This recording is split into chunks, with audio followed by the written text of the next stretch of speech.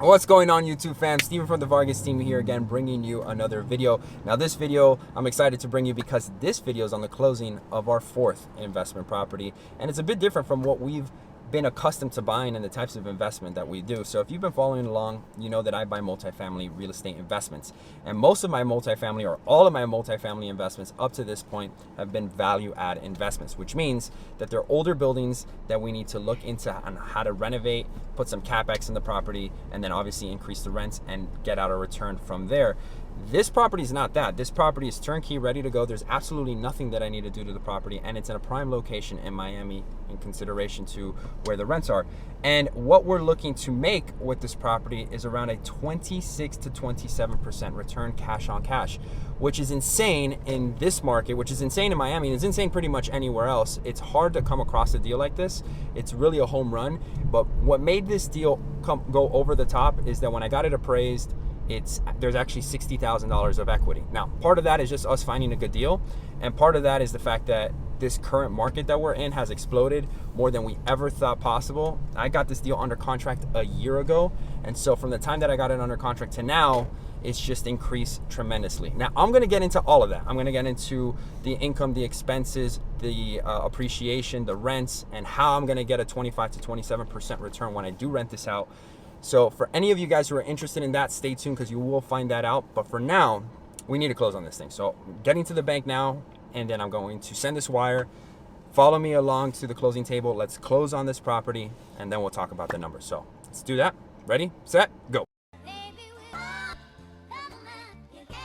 If this is your first time to my channel, welcome to the channel. I bring you all things Miami real estate related, so make sure you like this video if you like the content, and don't forget to subscribe to the channel if you haven't done so already.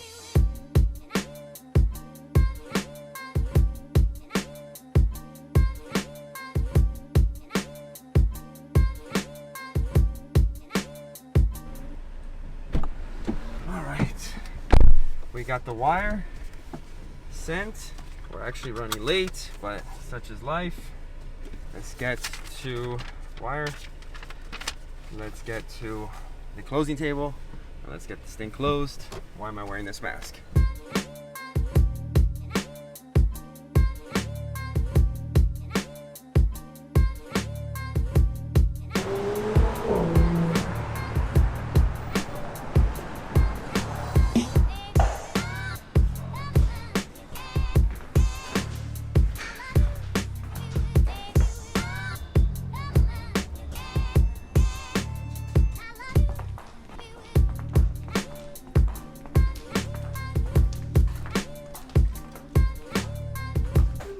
You didn't know you have like a YouTube star here with us? No, I didn't know. When I put on my mask. Thank you, sir. Are you camera shy? You've been in plenty of videos. I've seen it. I mean, not videos, but I've seen pictures posted on social media.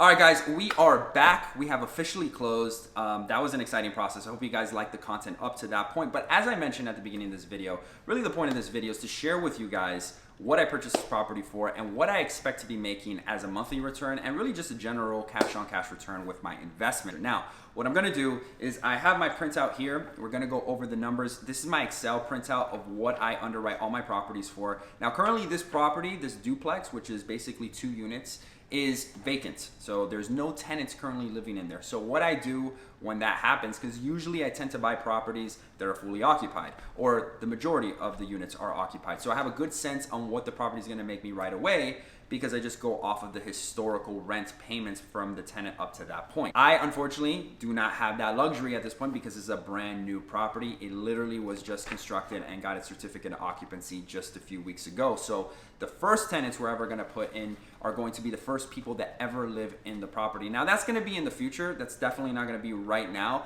But what I do like to do is I get the comps of what units are renting for, similar comparables in that area, and what I expect to rent them for, and we'll go off of that. So hopefully that makes sense. It is gonna get a little technical, not too technical, but if you definitely haven't heard some of these terms before, you may get lost. Hopefully you don't. I try to break everything down pretty seamlessly, but if you have any questions, of course, ask me a question in the comment section below and I'll do my best to answer them. This property I purchased for $455,000. Again, I mentioned it is a duplex, so there's one unit in each side, which would make the purchase of each unit around $227,500 if you're pricing it out per door for my investors out there. Now, I put 15% down on this property, which comes out to being $68,250. The closing cost ended up being around 3.5%, at around $15,379. So when you add the closing cost with my down payment, my total cash to close on this property comes out to $83,629. The next logical question, of course, is how much can I rent these units for? As I mentioned, I can only go based off of the comparables. Where there was a few units that are brand new construction or close to brand new construction that are 3.2s. I forgot to mention each unit is a 3.2 on each side. So I have to go based off of what current 3.2s in that close proximity, less than a mile, are renting for within this area. And it just so happens that some of the properties are renting within that $2,700 per month rental. I'm gonna play it safe and assume that I'm not gonna get $2,700, although it is very possible that I can get $2,700 per month. But let us just assume, for the sake of argument, that we're only gonna get $2,600 per month, a whole $100 less than what our neighbors or comparable is getting. That's gonna put us at a monthly rental income of $5,200 when you add both units together, which is above the 1% rule. It's actually a 1.14% to be exact. Now, when you get the gross scheduled income of $5,200 per month, when you multiply that by 12, you get $62,400 for the entire year. I don't go based off of that because there is vacancy in place. So when you factor in 5% of vacancy, you're gonna get really $59,280. So when we're going off that $59,280, we then need to factor in the expenses. The expenses on this property I'm factoring in at about 35%. And 35% of that $59,280 comes out to being around $20,748. Now, let me break down those expenses because I know investors such as myself, when I see a video like this, I really want to know how those $20,000 broke down into. If you're not interested in the expenses, fast forward to this number somewhere on the screen. But if you are interested, then stick around for this section. The insurance, let's start off with that. The insurance is gonna come out to $2,400 a year. Now it's actually a little less. I actually got the insurance for around $1,800 and some change, but I'm going to put $2,400 a year, which ends up being around $200 per month, because insurance companies always love to increase the insurance renewal rate for the following year. So I'm gonna factor that in. The real estate taxes, because it's new construction, I do not have a previous tax bill other than vacant land, which doesn't help me. So I'm going to over exaggerate what I feel the real estate taxes to be. $8,100 seems to be on the heavier, higher side of what taxes for a property like this should be. So that ends up coming out to $675 a month, so $8,100. The repairs or maintenance, I like to leave a repair or maintenance reserves every single month. I take some money away from the income and put it into a reserves account for any future repairs. Because this is a brand new construction, because there is a warranty, because there's appliance warranty for at least a year, I don't expect the repairs and maintenance for this property for the first year to be all that much.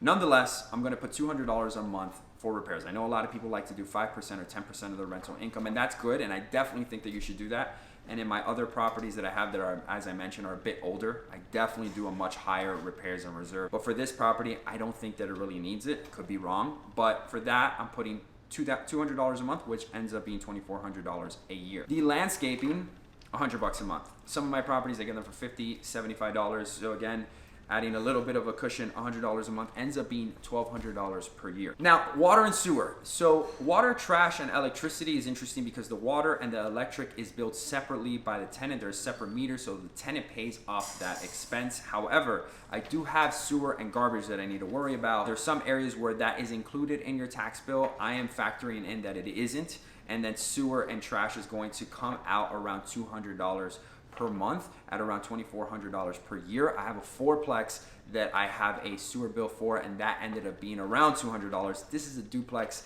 I don't expect it to be that high, but again, on the conservative side. There's no home security. That's taken care of by the tenant. Those are things that I factor in every now and then. And of course, property management, which is probably the last thing you're going to factor in as an investor. I have my own property management company, so I essentially be paying myself. But nonetheless, I added this number into it, a very low number, by the way. At $100 a door, it's $200 per month, which only means it's $2,400 per year. So when you factor in all those expenses, in case you were interested, that should be the breakdown. This, of course, does not include the mortgage payment. We're gonna get to that in just a second, but this ends up being $18,900 per year. So when you go back, if you remember, our gross effective income was $59,280. When you factor in those expenses that I just spoke about, which ended up being around $19,000, I actually went a little bit above again. So I did 35% just for a nice round number. It ended up being $20,748 in expenses.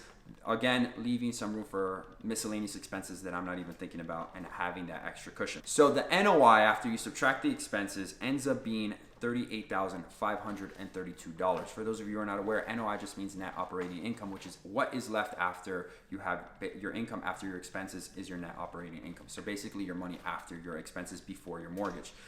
Ends up being $38,532, which is a 8.47% cap rate. So if you were to buy this property cash, you would make $38,532, which ends up being 8% on your money, 8.4% on your money. But we did not buy this property cash. We bought it with a leverage. We bought it with financing, which is what I suggest to a lot of investors out there because you get more bang for your buck. Your return is going to explode in many cases, and I'm going to show you what I mean. So the principal and the interest on this property is $20,198 for the entire year. So when you factor in that the NOI is $38,532 and you subtract that by $20,198, what we come out with is a cash on cash return of $18,334. And that factors out to be 26.86% on your money. Now you may be asking yourself, how did I get 26.86% on your money?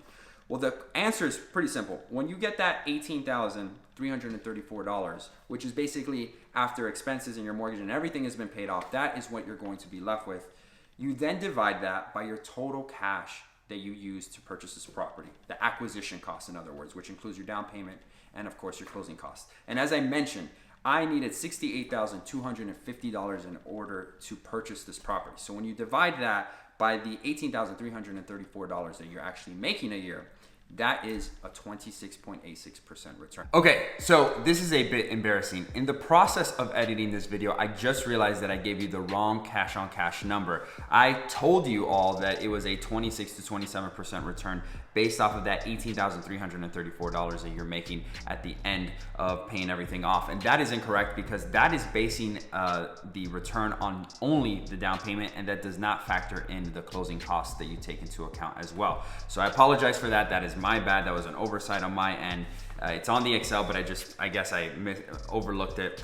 Really, the cash on cash return, when you factor in the down payment and the closing cost, is really a 21.9% return or a 22% return. So not quite as good as a 26 to 27% return that I mentioned to you guys at the beginning of the video, but still a very, very good return by any means. So I apologize for that.